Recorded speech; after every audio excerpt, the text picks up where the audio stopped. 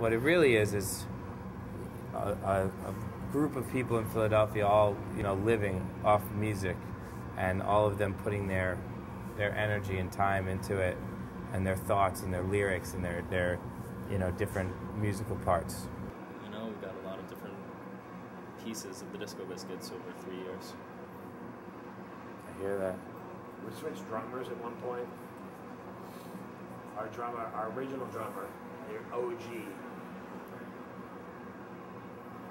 decided he wanted to become a doctor, which is actually, I don't know if you know this, but that's actually very common.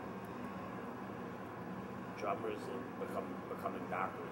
I've heard of at least 5 in the last couple of years. It's going to be a great title for his autobiography, from clubs to scrubs. It's common enough that they have like a phrase about it.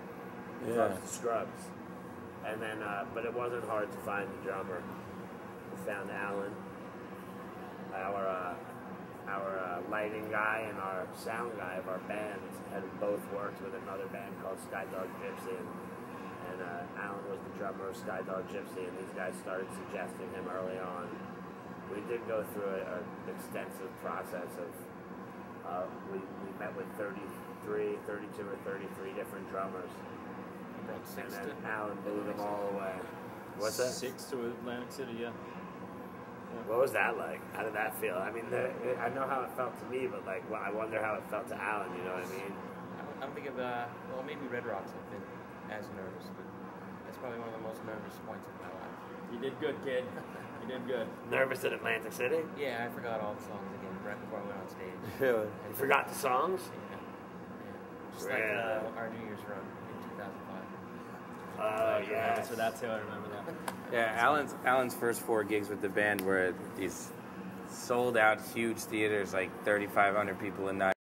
Yeah, welcome. Welcome to the band, dude. The Hammerstein Ballroom 2 nights, Tower Theater 2 nights. Like, it was huge concerts, so. Enjoy. And I honestly thought you did great. I didn't notice that, you say, like, I was nervous, I didn't remember the songs. I didn't notice. That's a good thing, I think. I didn't notice either. When we chose Alan, we actually gave the fans a little peek of all the different drummers who had auditioned well, and they all chose Alan unanimously. So it made our decision well. We had already talked amongst ourselves. Yeah, we like Alan, blah blah blah. But let's do this show. It'll be fun. It'll be cool. And then the crowd did too. So it really helped us. It's a tough decision. It's a tough decision. It was exciting for me. I don't think I was nervous like Alan was nervous at the Atlantic City shows, but I was nervous in a different kind of a way, because I knew throughout this process that it was going to be possible for us to move on. There was 5 or 6 different moments in the rehearsals with all the different drummers where I was like, wow, this is going to work. We're still going to have a band.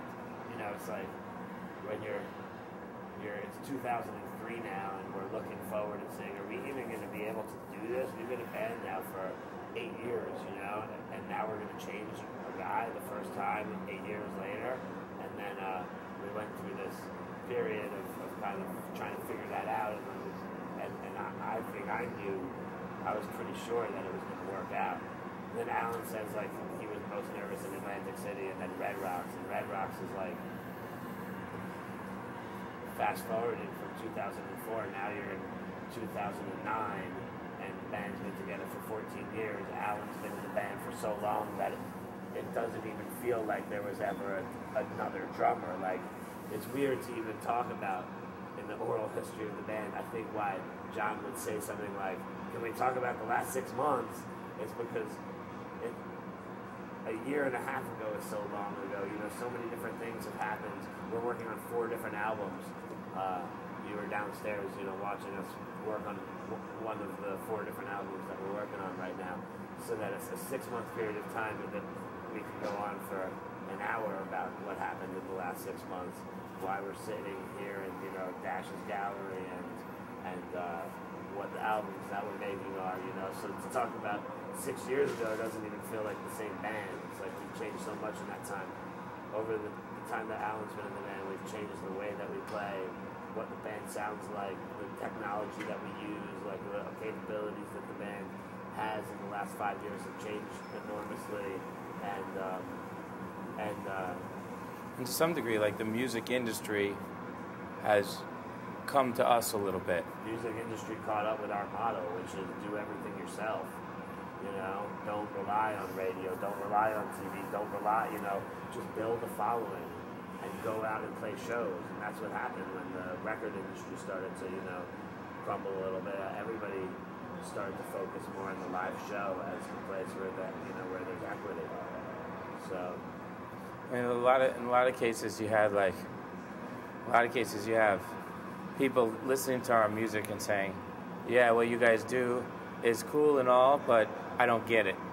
And people told us that for years, I don't get it. And then some people would be like, well, for the first month I didn't get it, and now I get it, and then they love it, you know?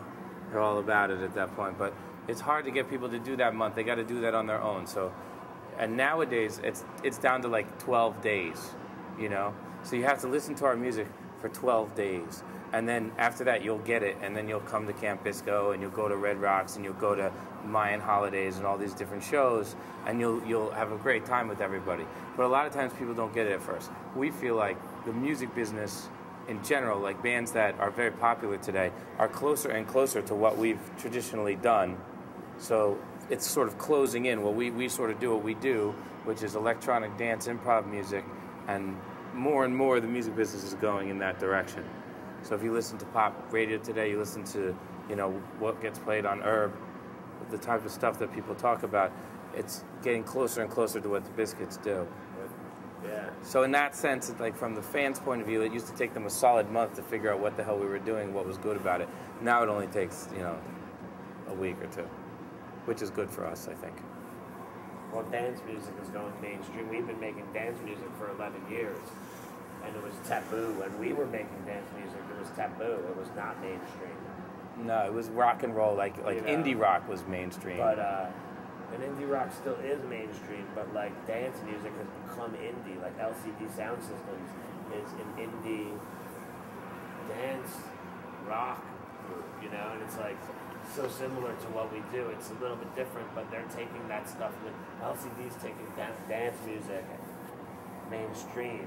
You know, as a lot of bands are, and you know, it just crosses over now. We can get LCD Sound System and to play at Camp Bisco, and it, you know, it makes perfect sense. Our fans are going to love it, and you know what? When their fans end up coming up there, they're going to love it too, because we're throwing an electronic music festival. That's the thing. Camp Bisco over the last 5 or 6 years developed into like a mainstream electronic and mainstream hip hop festival. You know. That's been a big part of defining who the Disco Biscuits are as we, you know, as we mature and as we evolve and as we grow. You know, Camp Bisco kind of embodies exactly who we are musically. You know, the other acts that are on there, that's what, you know, that's what we're about. That's where the music is going. There's the Wu-Tang guys, you know, Wu Massacre, Raekwon and Method Man, and there's like, you know, Thievery Corporation and Down Tempo. Worldy stuff, you know, and that element is in our music. But Aaron has a song called Flash Mob, you know, with kind of down tempo, and another one called Donde, where it's down tempo, like Thievery Corporation elements, you know. We have a lot of different songs and different kinds of genres, you know, on Planet Anthem and throughout our live set, using computers, not using computers, going live, just rock, you know, songs like Fish Out of Water, pop songs like On Time, more like hip hoppy songs like Sweatbox, you know, and it vibes with all, you know, our stuff vibes with the Wu-Tang, and it vibes with LCD, and it vibes with Thievery, and it vibes with Green, you know, like a song like Fish Out of Water. It vibes with all the bands that we have at Camp Bisco. Kind of each of them represent a different part of the Disco Biscuits music, who we are, where we have come from, and where we're going. To some degree, like Camp Bisco is like, we choose all those bands, you know? So we just pick bands that we like, basically. That's the one thing you get to do when you have your own festival. If you were to, like, if you're watching at home and you have a little spare time and some extra money, you can find a location and throw a festival. It's not that hard.